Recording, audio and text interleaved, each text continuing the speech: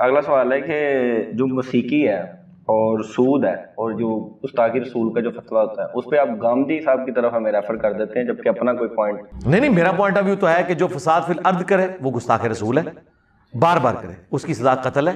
اس وجہ سے نہیں کہ گستاخ رسول کی سزا ہے، اس کی وجہ سے کہ فساد فی الارض ہے. اور یہ بات تقی عثمانی صاحب بھی مانے ہیں کہ شریعت میں گستاخ رسول کی سزا ہی کوئی نہیں ہے، یہ فساد فی الارض کے تحت ہے. اور فقہ حنفی میں تو قتل ہے ہی نہیں ہے. تو جو حنفی ہیں پہلے تو وہ بتائیں نا کہ امام حنیفہ نے کیا سزا رکھی ہے. اس میں تو بڑک اٹھے تھے مفتی منیف صاحب. اگر امام حنیفہ گستاخ رسول کی قتل نہیں سزا مانتے ہیں تو حنفیوں تسی کہڑے امام نو مندے ہو؟ اور اگر جو یہ نہ مانے وہ گستاخ ہے تو اس پلانٹ ارتھ کا سب سے بڑا گستاخ امام حنیفہ ہے. اصول کھڑا کرو، میں تو کیا سی نا اصول کھڑا کرو گے تو بابا پہلے وہ قیمہ بن کے نکلے گا جی، میں تو بعد چاہوں گا. اصول نہیں کھڑا کرن گے، منو ایبسولوٹلی ایک کرن گے. اور پہلی اس کے ساتھ آپ نے کیا بات کی تھی؟ ہاں موسیقی. ایک قوالی کون سنتا ہے؟ بریلوی، چشتیہ. اصول طے کر لو، جو قوالی کو میوزک کو حلال سمجھے، جو حلال کا ہے وہ حلال مانے گا، جو حرام وہ جملہ بول کے. تو پھر ہم آپ کو لسٹ بتائیں گے کہ کون کون موسیقی کو حلال سمجھتے ہوئے حرامی ہو گیا ہوا ہے. پھر میں نے بات میری وہی تھی، میں نے یہ آپ کو ایک سمجھ لیں ماسٹر کی دے دی ہے. اصول طے کرنا ہے، سارے چشتیہ فارغ ہو جان کے جائے، میرا نمبر بعد ہی چاہے گا. جو میوزک کے اوپر فتویٰ دیتا رہے نا وہ سارے فارغ ہو جائیں گے. یہ تو کہتے ہیں تالی بجانا بھی حرام ہے. ہاں جی، بخاری مسلم میں ہے کہ نبی علیہ السلام نے کہا عورتیں امام کو اس طرح غلطی پر مطلع کریں، اس کو تصفیق کہا ہے. یہ تالی نہیں ہے. اور مرد کہیں سبحان اللہ. حالانکہ اس سے بہتر ہو سکتا تھا طریقہ موسیقی سے بچنے کا کہ مرد کہیں سبحان اللہ، عورتیں کہیں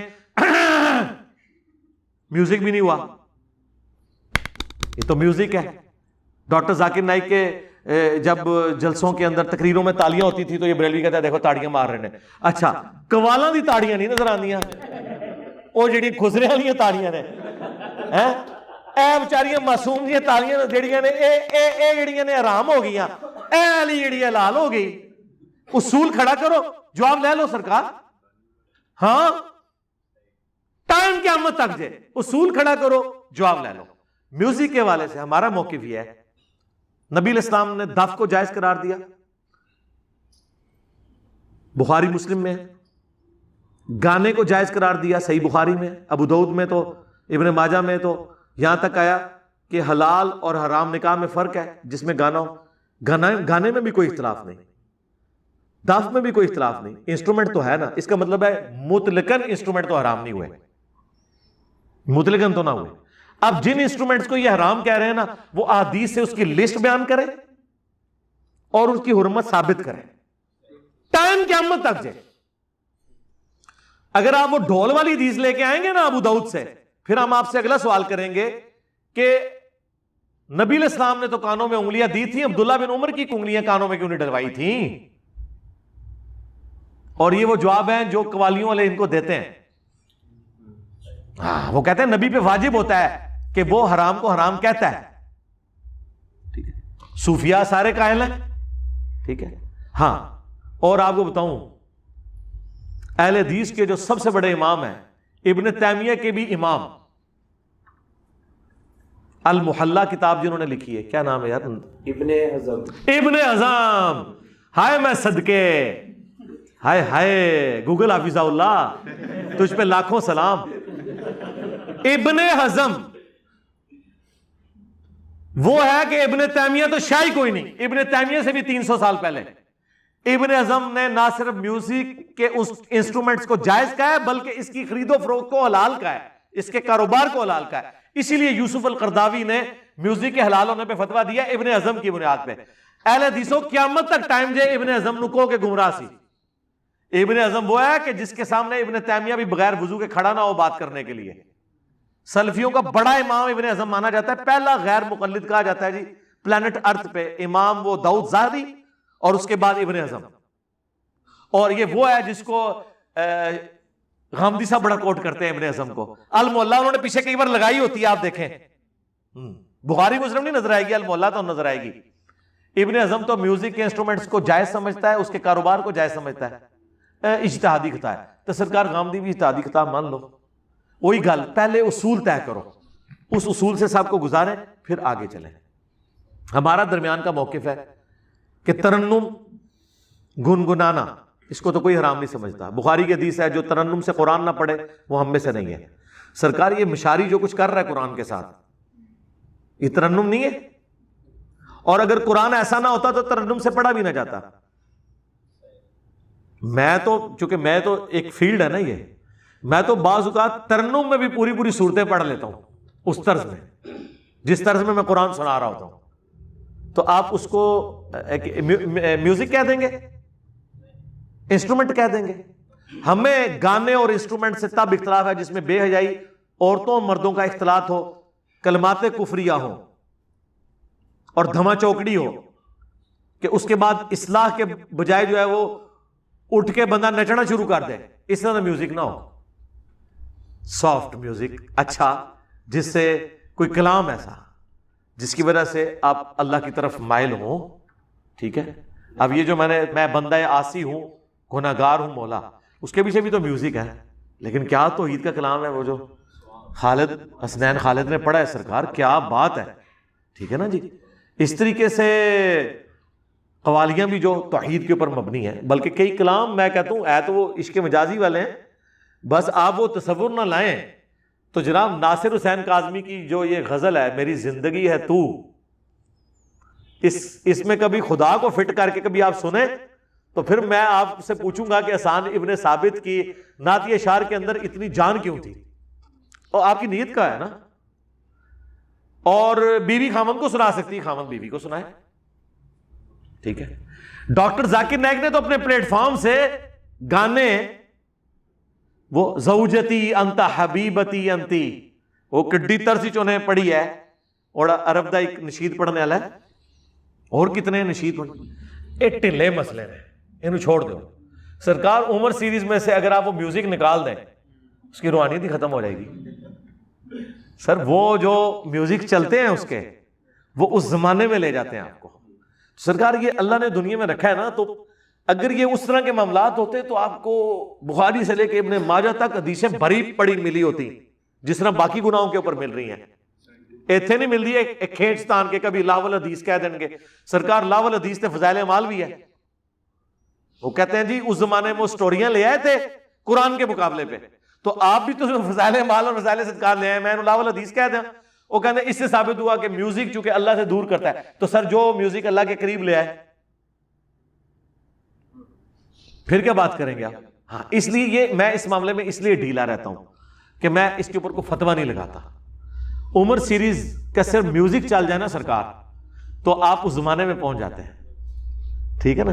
کوئی نیگیٹو آپ کے اندر انٹینشن پیدا نہیں ہوتی، کوئی شہوت نہیں آپ کی بھڑکتی، کوئی نیگیٹو خیال نہیں آتا، تو اب آپ اس کے اوپر کیا فتویٰ لگائیں گے.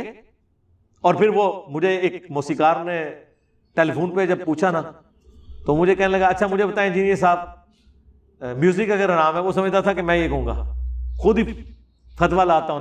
اچھا اب میرے فتویٰ لگائیں کہ میں اگر یوں گنگناؤں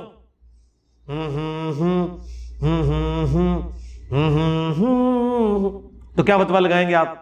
اور یہ میں سارنگی کے اوپر بجا دوں تو کیا فتویٰ لگائیں گے.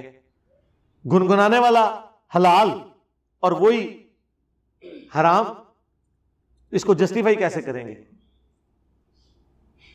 اور میں آپ کو بتاؤں یہ جتنے لوگ ہیں انہوں نے باقاعدہ یہ علم سیکھا ہوا ہے، یہ ویس قادری نے علم سیکھا ہوا ہے تبھی اتنی طرزیں نکالتے ہیں وہ. ہاں انہوں نے کسی ولی اللہ نے نہیں طرزیں سکھائیاں، یہ اسی فن سے سیکھی ہیں انہوں نے. اگر یہ فن حرام تھا تو کیوں سیکھا ہے. جتنے طرزیں بناتے ہیں نا سب نے سیکھی ہیں یہ چیزیں. جی اچھا پیر نصیر الدین نصیر صاحب نے تو ہارمونیم کے اوپر پوری وہ کلام پڑھا ہے، وہ ویڈیو ہی رکھی ہے یوٹیوب پہ. یہ مسئلہ ایسا نہیں ہے گا سخت جس طرح انہوں نے بنا دیتا ہے. اس سے یہ نہ سمجھیے گا کہ ہم یہ جو انڈیا کے بیہودہ گانے یا مائیکل جیکسن کے یہ فضول قسم کے گانے میں ان کے اوپر بات کر رہا ہوں، یہ تو آپ کو سننے کا دل بھی نہیں کرے گا.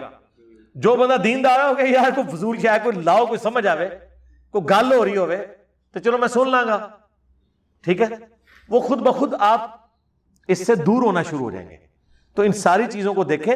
اگر آپ نے فتویٰ لگانا ہے ابن حزم سے لے کے ابھی تک جتنے لوگ ہیں وہ سارے کے سارے اسلام کے دشمن، شیطان کے ایجنٹ، وہ جو جملے انہوں نے رکھے ہیں وہ ڈکلیئر کریں. غامدی صاحب کا تو نمبر بعد میں آئے گا. وہی میں نے کہا تھا اگر اصول آپ طے کریں گے. یہی وجہ ہے کہ میں آپ کو اکثر جگہ فتووں میں ڈھیلا نظر آتا ہوں. میں کہتا ہوں نماز ان کے پیچھے پڑھوں گا. کیوں؟ مجھے پتا ہے کہ میں پھنس جاؤں گا اللہ کے حضور. اگر میں یہ اصول کھڑا کروں گا کہ نماز نہیں ہوتی تو کہیں میرے ماننے والے جو اسٹوڈنٹ ہیں ان کے پیچھے بھی نمازیں نہیں ہو رہی ہوں گے. میں ایک اصول بناتا ہوں کہ نہیں یار یہ اصول ہے نا، بینیفٹ آف ڈاؤٹ دیں گے، سب کو دیں گے. اس کی وجہ سے ہم فتوے لگانے سے بچ جاتے ہیں. واللہ یہ لوگ اگر یہ حرکت کرتے ہیں نا، اصول طے کرتے تو یہ فتوے لگانے سے بچ جاتے، تکفیر کرتے ہی نہ، کبھی بھی نہ کرتے. انہوں نے کیا کیا؟ اصول طے نہیں کیا، چڑھ دوڑے اگلے کے اوپر. اچھا انہیں کیا تھا، انہیں چیک کر لینا ہے، وہ انہیں کیا تھا، وہ تو بتا انہیں کیا جائے. جس نے طارق مسعود صاحب کے ساتھ کیا، زیادہ سے زیادہ یہ کہنا چاہیے تھا کہ انہوں نے حضرت علی کا ذکر وہاں پہ کرنا مناسب نہیں تھا، اس لیے کہ کبھی غلطی سے بھی حضرت معاویہ کا ذکر نہیں ہوگا. ایسے کبھی غلطی سے بھی 22 رجب کے دن یہ شادی نہیں کروائیں گے، 10 محرم کو کرا لیں گے سنت اسٹیبلش کرنے کے لیے، کیونکہ وہاں اہل بیت کا بغض ہے. کبھی یہ نہیں کہیں گے یار جو 22 رجب حضرت معاویہ کے وہ وفات کا دن ہے تو لوگ سوگ نہ کتنے منانا، اسی 22 رجب نو بیاہ کریا کریں گے، خوشی کا دن مناواں گے. کیا کہیں گے؟ یار خدا دا نہ آ جائے، وہ تو شیعہ خوش ہوتے جے ہوتے 22 رجب نو نہ بیاہ کرو، 10 محرم کی باری آئے گی تو سنت زندہ کرنی ان کو یاد آ جائے گی. تو ہم کہیں گے ایک اصول رکھو، وہ دونوں پہ اپلائی کرو. بےایمانی ان کی ہوتی ہے اصول 2 رکھ لیتے ہیں. ٹھیک ہے، اصول جب 2 رکھتے ہیں.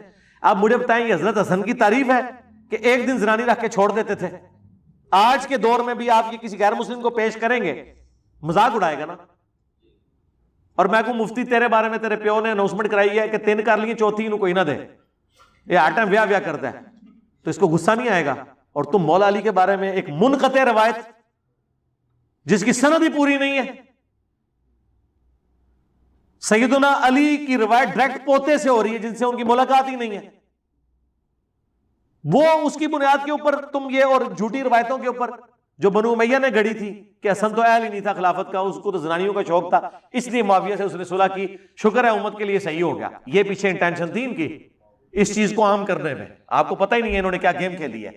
تو سرکار یہ اصول کھڑا کریں، آئے ہم اصول سے ان کو گزاریں گے. لیکن یہ جو جذباتی ڈاکٹرن کھڑی کرتے ہیں، وہ دیکھا جی کیا کہتا ہے، ہاں رکو ذرا، پہلے صبر کر کے اصول طے کرو، پھر ہم تمہیں بتائیں گے یہ آپ بولو. بلکہ آپ یہ ڈیمانڈ نہیں کریں گے نا اصول طے کرو، ادھر ہی کھوتی مر جائے گی نا. پتا ہے اگلا ان کام کے پاڑنا کا ساڑھے نال پتہ لگ جائے گا. ٹھیک ہے نا.